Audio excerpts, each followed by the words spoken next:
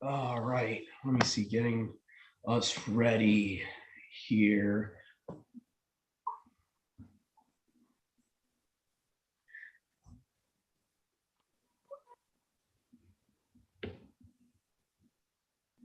All right, let me see here. Pause this in the background so it's not getting repeat there. All right, we're back on, everyone. Our brother Joshua is going to be reading John chapter 11 for us. Let me just get the screen on for everyone so they can actually follow along. And bear with me, everyone. I just got this week, so there's certain modules I don't have yet on the Word software. So just bear with me here. Let's see here. I think I have the OANT at least. I don't think I have the Etheridge yet. Baruch you, brother. Yeah, I gotta get the Etheridge. Dang it. All right. Hopefully I have that on the thumb drive that I can just download again. All right. Let's see. I guess Son of Man Bible. No, I'll compare it to ESV 2011. I guess. Let's see here. John. Where are you, buddy? All right, here we go. John 11.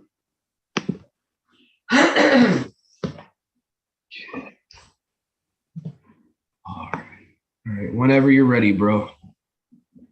And a certain man was sick, Lazar of the town of Bethabara, the brother of Miriam and of Martha. This Miriam was the one who had anointed the feet of Yahushua with ointment and wiped him with her hair, whose brother Lazar was sick. Give me just a second.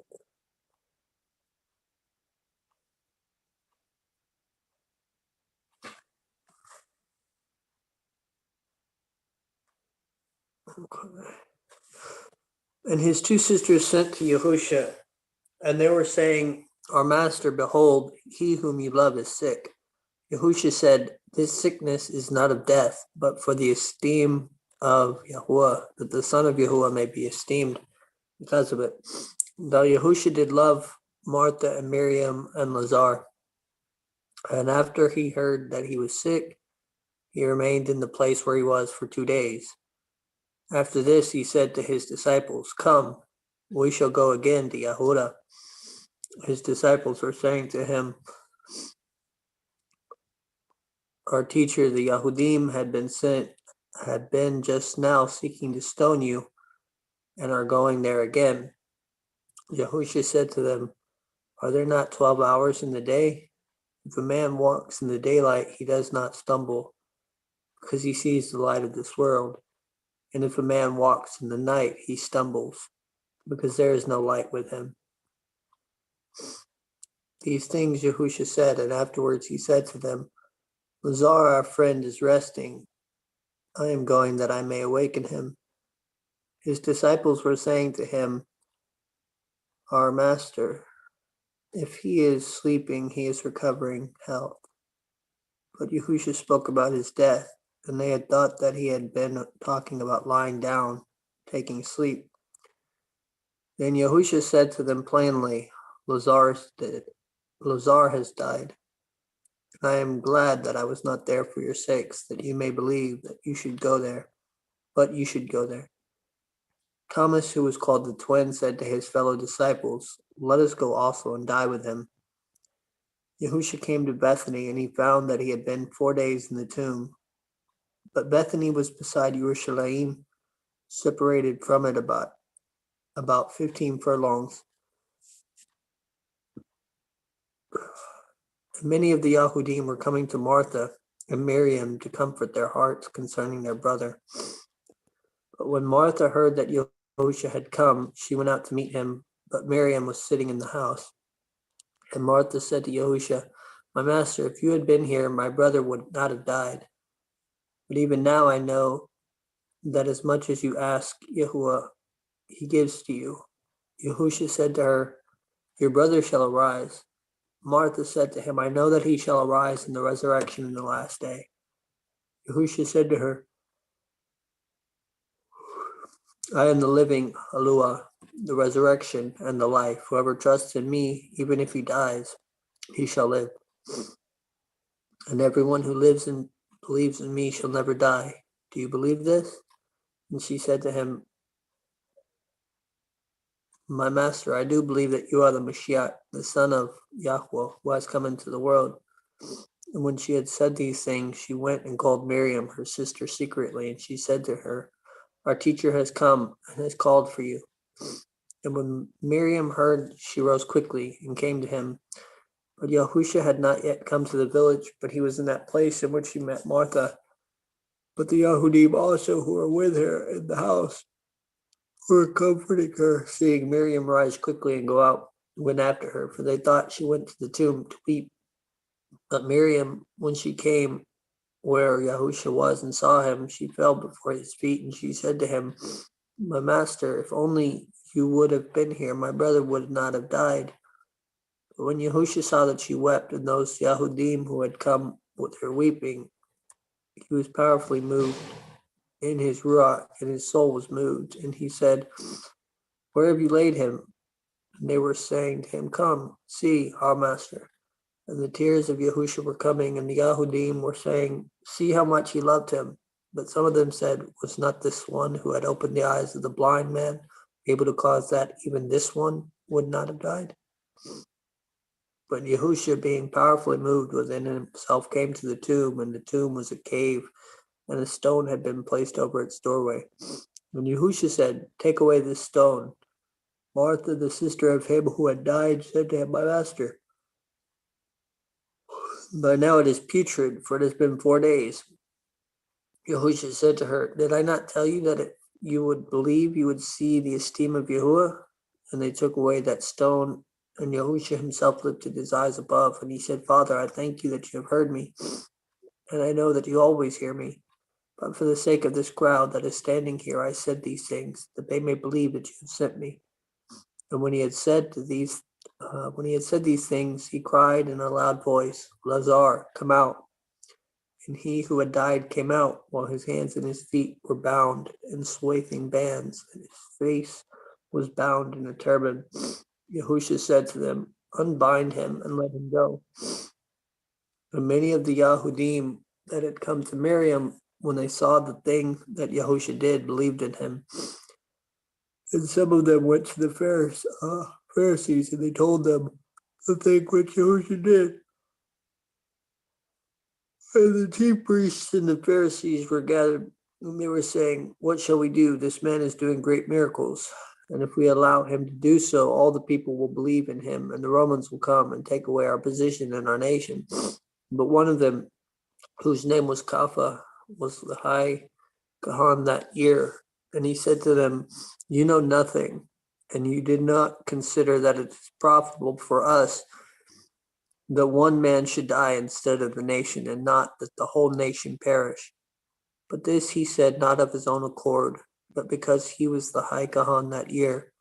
He prophesied that Yahusha was going to die for the nation, and not only in place of the nation, but so that also the children of Yahuwah who had scattered, he would gather together into one. And from that day they planned to kill him. But Yahusha was not walking openly among the Yahudim, but he went from there to the region near Arabah, to a fortress city which is called Ephraim. And there he was employed with his disciples. But the Passover of the Yahudim was drawing near. Many came out from the villages to Jerusalem before the feast to purify their souls. And they were seeking for Yahusha. And they were saying to one another in the temple, What do you think? Will he come to the feast? But the chief priests and the Pharisee ordered that if anyone knew where he was, he would show them so that they might seize him. That's John 11.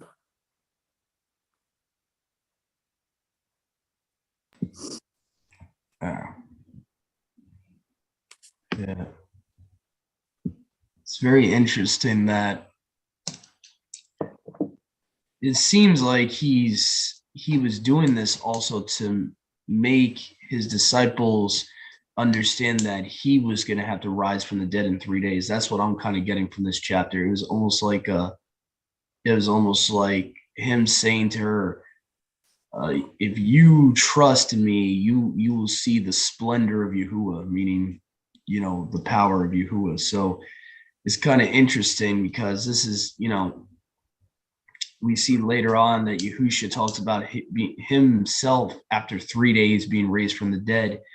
It seems like Lazarus was almost like what he did to Lazarus is almost a foreshadowing of his own resurrection. And he's like trying to get his followers, his disciples, to understand, like, you have to believe that it is possible for me to do this. And so you see then after this happens, it's not too long after that the high chiefs, the high priests and the chief priests and the Pharisees, they start seeing this, and they want to arrest him. They want to kill him after this. To me, it's just kind of interesting parallel with the 3 days being brought back to life after 3 days. It's kind of interesting. I also found an interesting difference here in verse 25 in just in the phrase, the I am phrase that's being used here in the David Boucher's Peshitta here. It says, it doesn't just say I am, it says I am the living Alua or Elohim. So I find it interesting. That's Yahusha claiming who he actually is in that verse. See here. Oh, go ahead, Brother Joshua. I just saw your hand up. Get my hands on a actual Aramaic translation, so that way I can run like a translator and see if those are in there. I'm wondering if it really has the word Elohim in there, or if he's just using it because it has a Haya in there, and we know it's pointing to Yahuwah. Yeah, I would like to get my hands on the manuscript he actually uses, because his claim is that this manuscript he found, or Tim Mitchell found, I forget which one actually found it, that it's like a very ancient Aramaic manuscript. It's supposed to go all the way back to 8 years after the destruction of the temple. So, wow. So if it does have it in there, then that's legitimate. If it's not, then yeah, he's kind of taking liberties, like you said. I would like to believe it's actually in there. I wouldn't be surprised when you see the Targums, the way the Targums phrase who the word of Yahuwah actually is, and half of the time they'll paraphrase where the Masoretics has the H3068. The Targums will have the word of Yahuwah instead of just Yahuwah, your Elohim. Will say the word of Yahuwah, your Elohim. So I wouldn't be surprised if that's actually in the Aramaic. If the Greeks have the Greek manuscripts have kind of tried to take away the oneness thing. That's kind of my theory. I can't really prove it at this point, but I wouldn't be surprised if that whole phrase was shortened in the Greek version, because you had all these different Gnostic sects that kind of were similar to Jewish theology. They couldn't believe a creator, a personal creator could take on flesh and die for us. That, to the Gnostics, that seems out of the realm of possibilities too, from what I've researched into.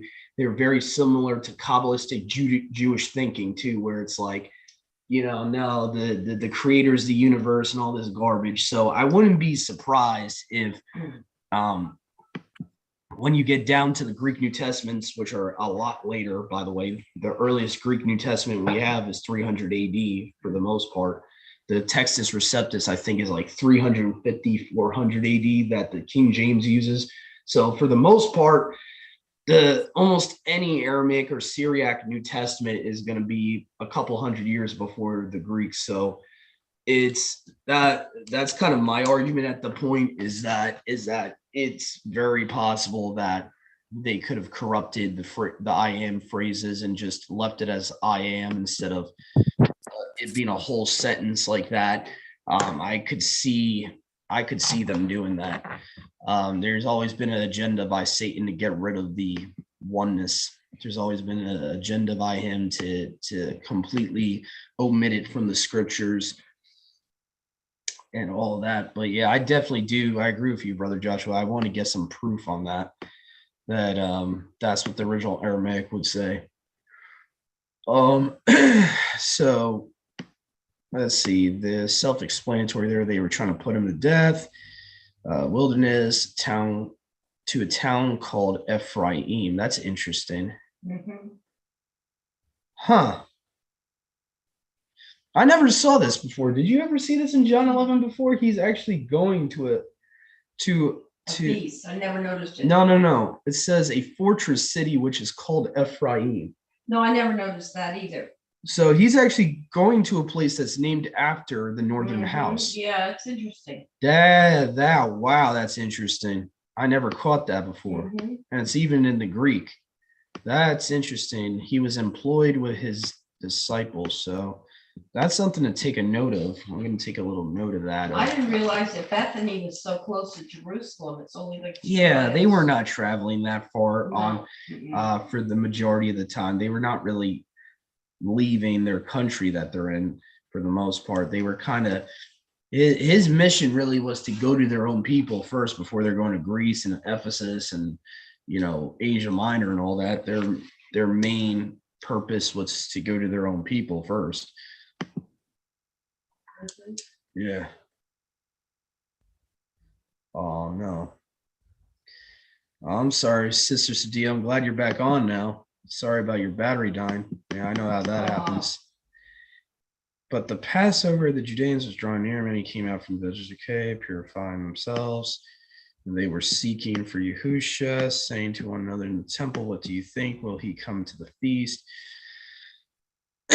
Anyone knew where he was, he would show them so that they might seize him.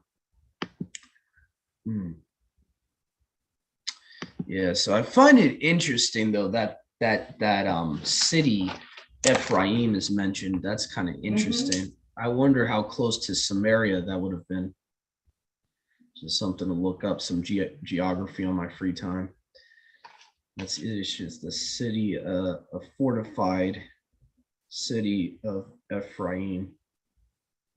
Very interesting. Go ahead, brother Joshua. So I doubt we'll ever get to the answer of this. I think that the narrative has been skewed and history has been corrupted so bad, I doubt we'll ever get the answer. But I just really, like we were talking about yesterday, I really wonder if there was an agenda of painting who the Essenes were and who the Essenes weren't, just trying to get people to believe in all the books that were found or not believe in them. For a reason, because the fact that Bethabara is like right near Qumran. Yeah. Definitely an agenda in painting who they were and who they weren't. Yeah. I definitely, there's too much misinformation in that area. There's way too much conflicting stories.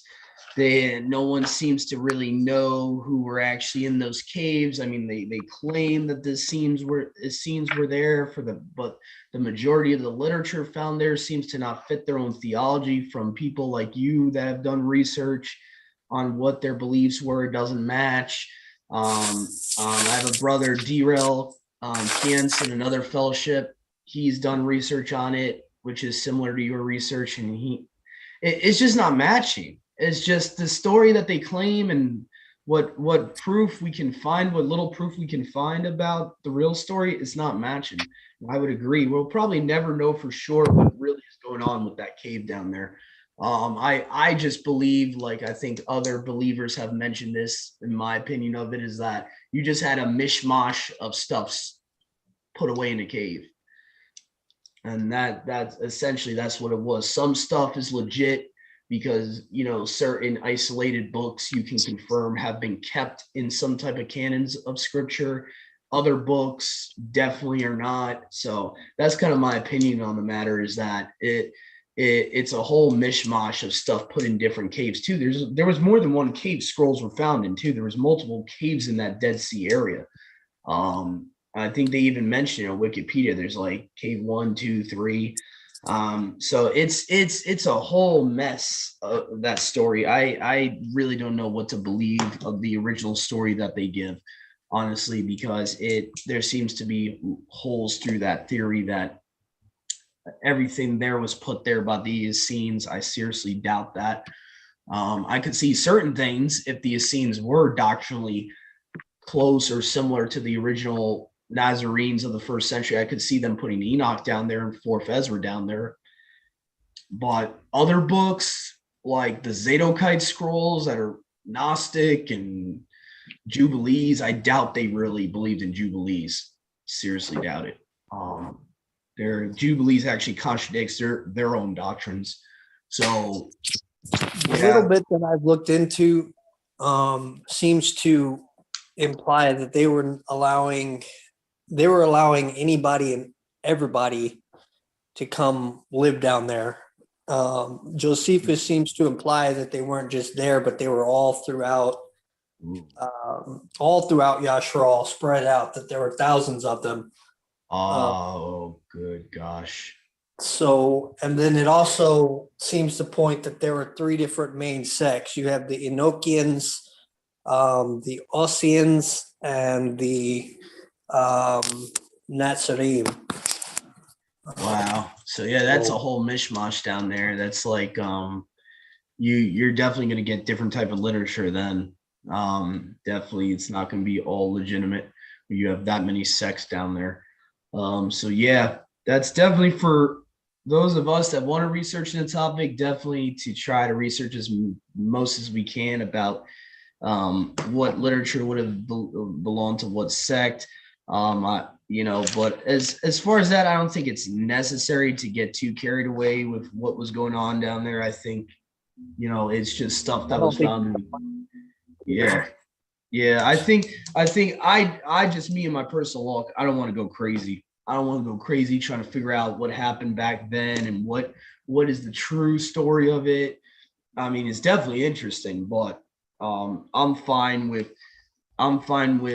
just testing out the books for myself and figuring out what is legit from there and what's not.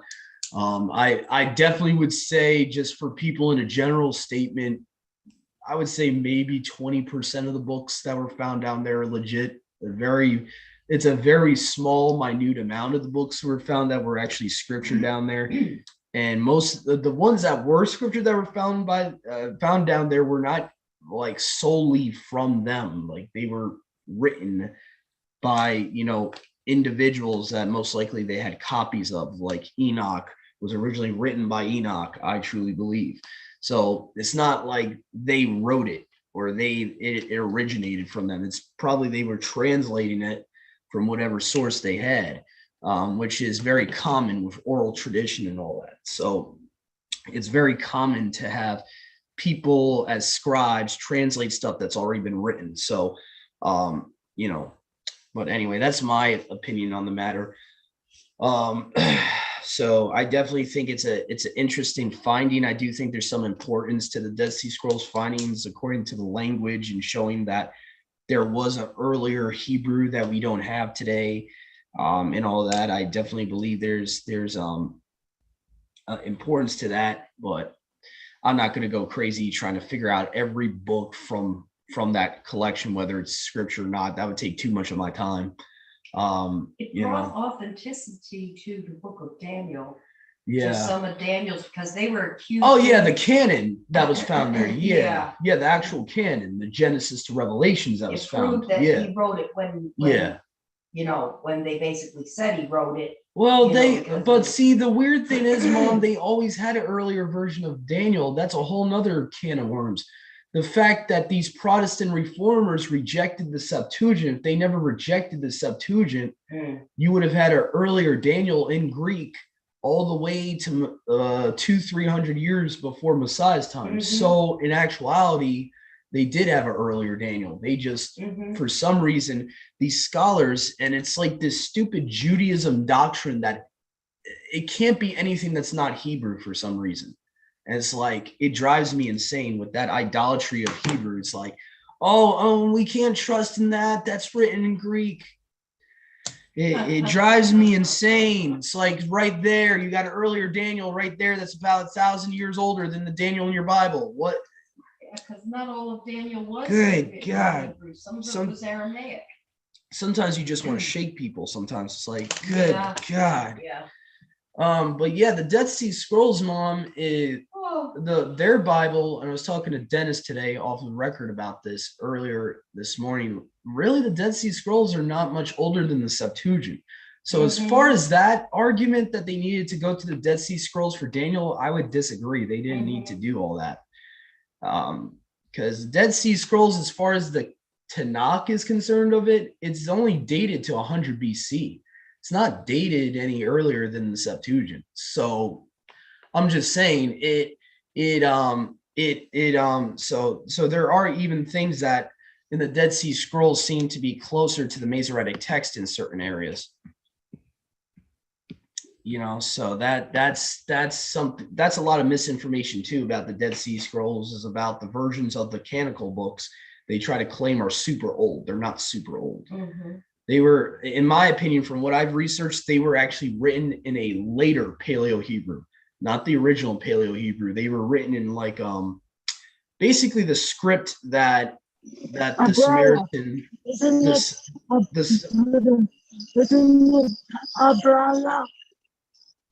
like, for example, to explain the Samaritan Pentateuch was written or translated into Samaritan from a later Paleo Hebrew. Around, most people say the Samaritan Pentateuch was 100 years later than the Septuagint.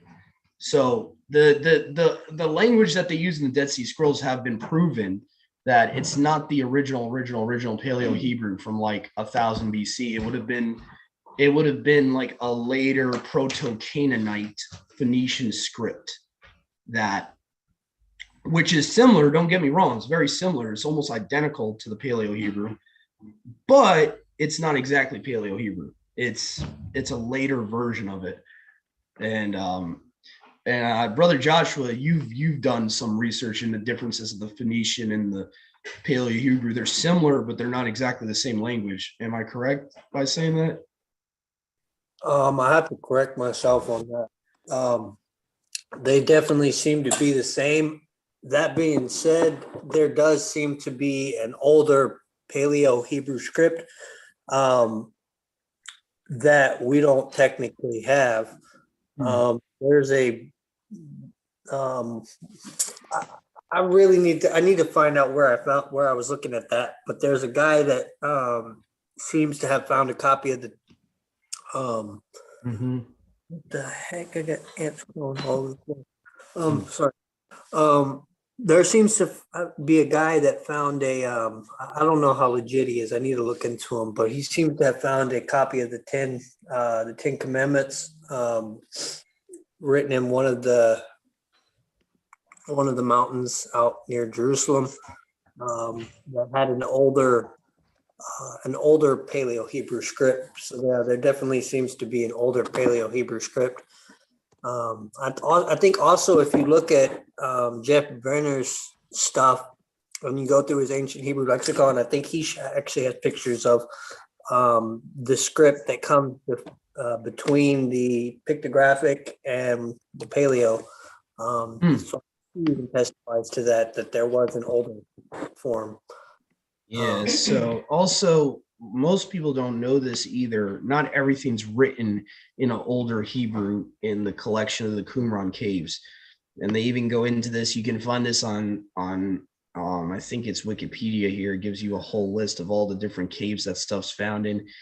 They even admit, though, not everything's written in Hebrew. It says it actually has a combination of languages in all the scrolls that are found. It says writing, it would be Hebrew, Aramaic, Greek, and Nabatean, whatever language that is. So it's not exactly one language that's found for the Dead Sea Scrolls. It's like multiple languages. So that's another misconception. So you're not going to have everything from the Dead Sea Scrolls written in Paleo Hebrew anyway. So that's another misconception people have. But you can find this article on wikipedia.com. It talks about each cave. It has a contents here, has a tab for each cave, what was found in each cave. I'm pretty sure you can find on Encyclopedia Britannica what was found, what was, what language for each book that was found. They would probably tell you or give you a decent idea. So, but the idea that everything was Paleo Hebrew from there, that's not the case. Not the case at all. So maybe the canon of it was Paleo Hebrew or a late Paleo Hebrew script, but not every extra biblical book that was found was in Paleo Hebrew, and stuff like that. So, and from what I've seen from the Dead Sea Scrolls myself, and the contents of it definitely don't seem to match that it's before the Septuagint. Some of it even agrees with the Masoretic text. So who knows when exactly it was written. I think, in my opinion, I can't prove it, but in my opinion, the Dead Sea Scrolls Bible, like what they call the Dead Sea Scroll Bible, like the Old Testament manuscripts that were found, probably they were dating from like 100 BC, 150 BC at best. I think when you compare it to the Samaritan Pentateuch, it definitely is similar to the Samaritan Pentateuch with the contents in it. Like, what I mean by that, let me explain what I mean by that, is that certain contents in the Samaritan Torah agree with the Septuagint, but then there's things that also seem to have been changed already, and it's almost like a in-between manuscript between the LXX and the Masoretic text, if that makes any sense. So it's like you're already getting to like Samaritan Pentateuch time period with the Dead Sea Scrolls in between that and the Targum time period. So it's like you're not, it's I can definitely see how stuff's already being corrupted at that point. Because for one example, the amount of years that Israel was in Egypt for, they're already catering to the reading that's in the Masoretic text in those manuscripts, from what I remember. Especially in the Samaritan Pentateuch, if they translated it correctly, that's, if they translate it correctly, it's almost word. Oh, my bad. No, the Samaritan Pentateuch actually agrees with it. My bad. Let me correct myself. That's one of the things they actually agree with. But there's other readings that they don't agree with the Septuagint. Like, I think one of it is B'nai, the sons of Israel, in Deuteronomy 32 verse 8.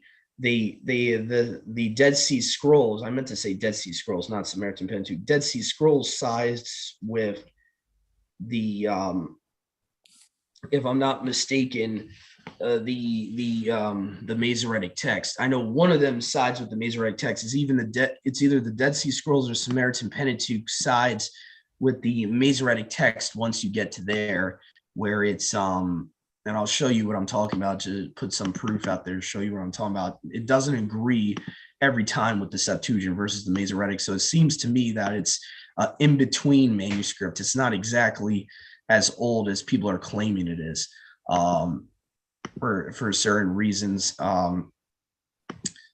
So in my opinion, it's probably, 100 BC, like I said before, is the earliest that the Dead Sea Scrolls manuscript of the canon would have been there, would have been written, was like 100 BC. So let me show you what I'm talking about here. So if you go to Deuteronomy, if you go to Deuteronomy 32 verse 8, and then you do like a split screen here. Okay, so I'll show you what I'm talking about here. So you do like a compare or parallel, and you click on SP. Like I said, that's if the Samaritan Pentateuch is being translated correctly and they're not catering to the King James or something, giving them the benefit of the doubt. I'm giving them the benefit of the doubt here that they're literally translating it correctly.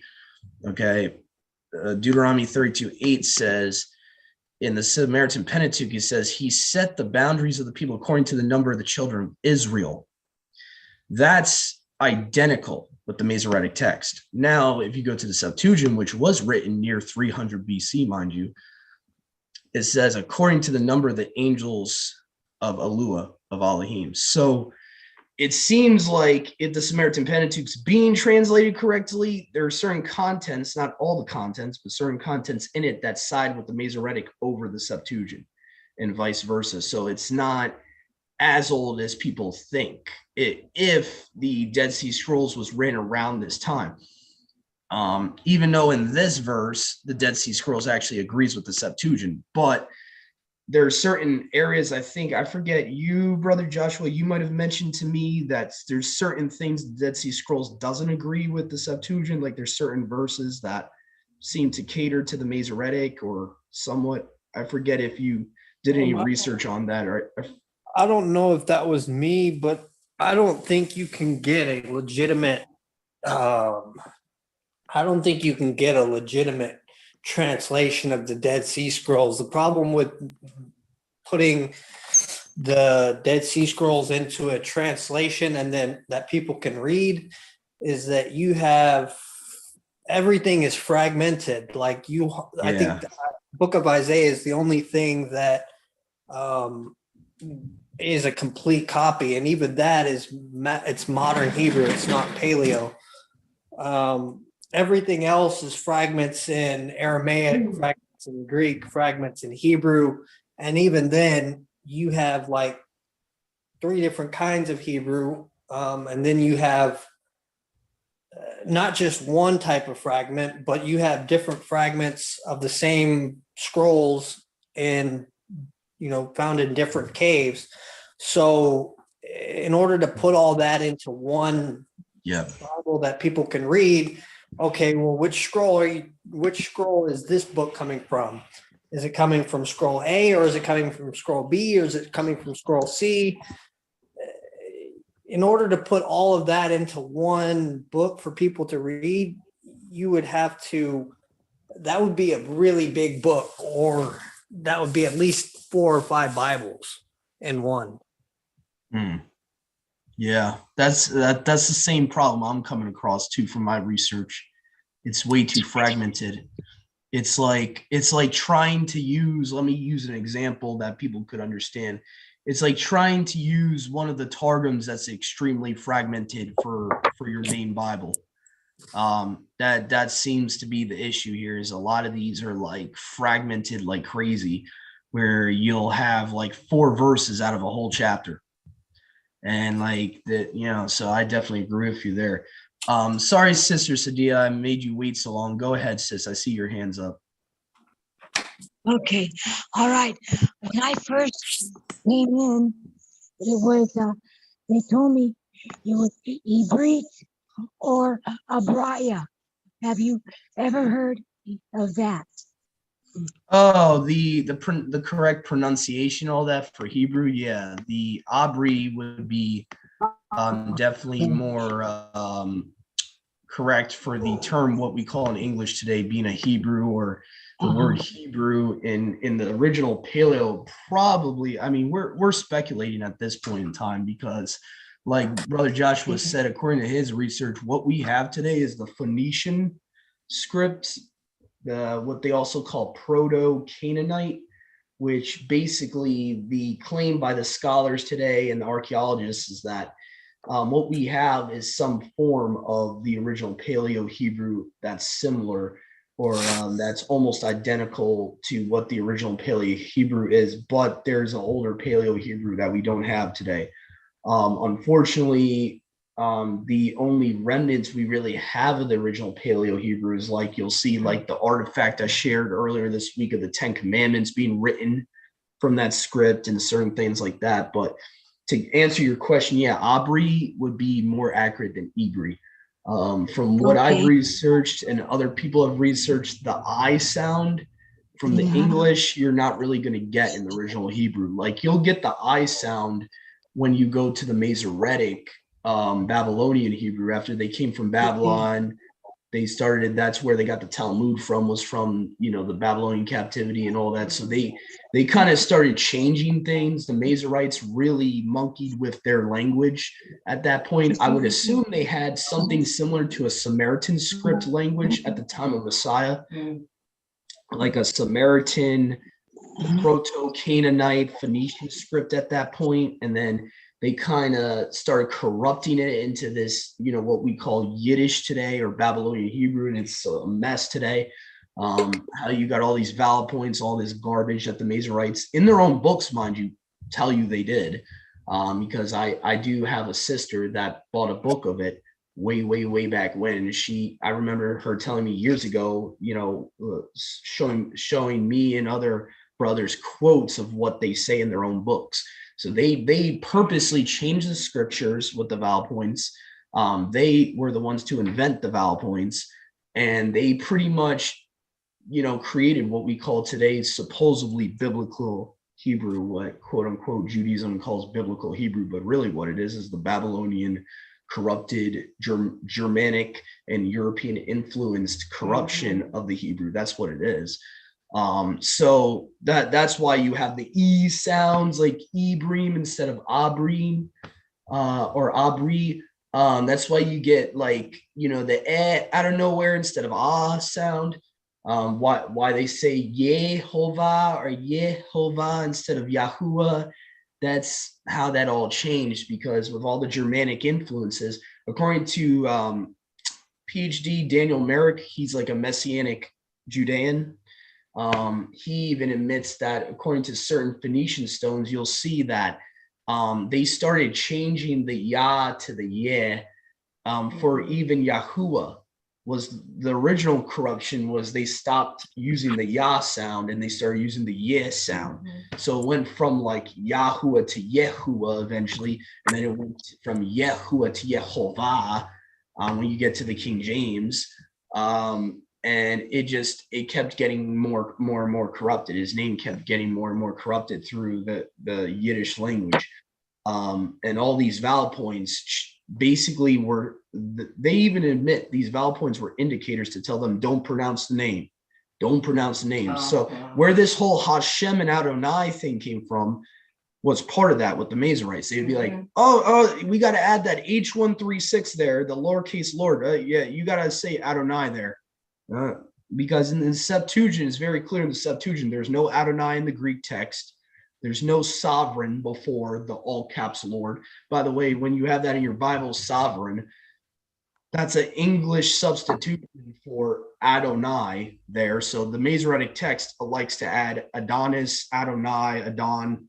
They'll always add that title there in front of the Tetragrammaton for whatever stupid reason. Sometimes they even substitute the Tetragrammaton itself with the H136. Like they'll, like in your Strong's Concordance, you'll see the YHUH, YHWH is H3068.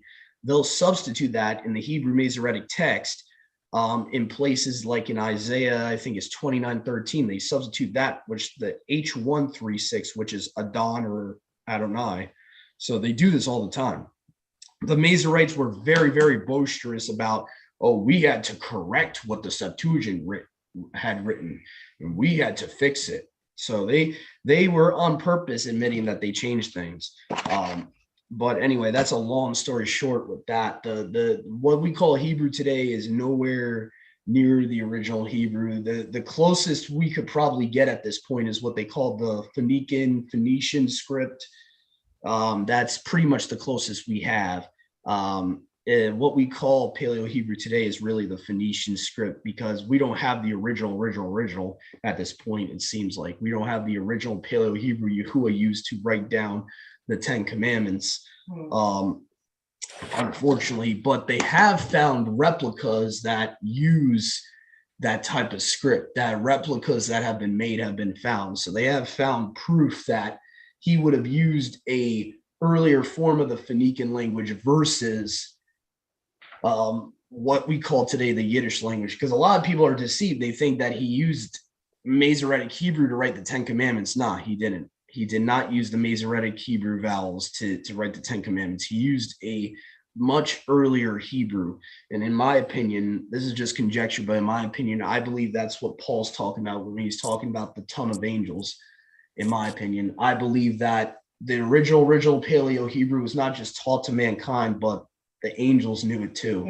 And there seems to be certain tablets found that are written by certain individuals that rebelled against Yahuwah that use a Phoenician script. So I don't know, that's a whole nother rabbit hole for a whole nother day. But I believe that Paleo Hebrew, the original Paleo Hebrew, was the language of heaven. And so that's kind of my opinion on that. But yeah, Thank you, brother. Thank you. you're welcome. You're welcome. I'll have to add a little parentheses to this portion here called roundtable discussion here.